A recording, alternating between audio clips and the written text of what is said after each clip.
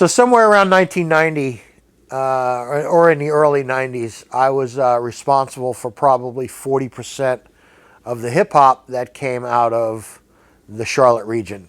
I'm not sure how that happened, but I enjoyed it. I worked with a lot of really cool artists. I was a guitar player from Queens, New York who knew rock, and my first national credits were with Drez from Black Sheep fame. And eventually I got a reputation for being good at hip hop, and those clients trusted me, and I got hired to do a record. I won't say the artist's name. He was signed to Mechadon Records, and I got hired to do his debut release. I had done his demo that got him the deal, and I think we were locked up in a studio. It wasn't my studio.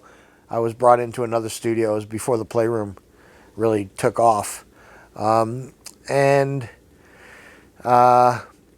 we spent weeks recording beats and vocals and tracking vocals and all kinds of production tricks and everything I knew how to do to make this as good as it could be. And back in those days, and even now, when I'm mixing, I really don't want anybody else in the room, at least until I'm 75 or 80% done with it. So the artist at this point really hadn't heard his stuff mixed. And after a few days of mixing, I invited everybody in the room, and the record label was there, and we played it back, and they loved it. I mean, it thumped, and they loved it, and we had really done some tricky stuff with vocals and real cutting-edge stuff, honestly, for the early 90s.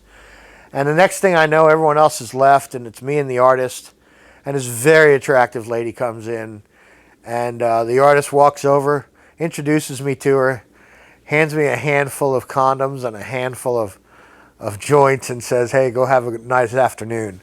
So it was a pretty good tip back there in the early 90s when I was still a single guy.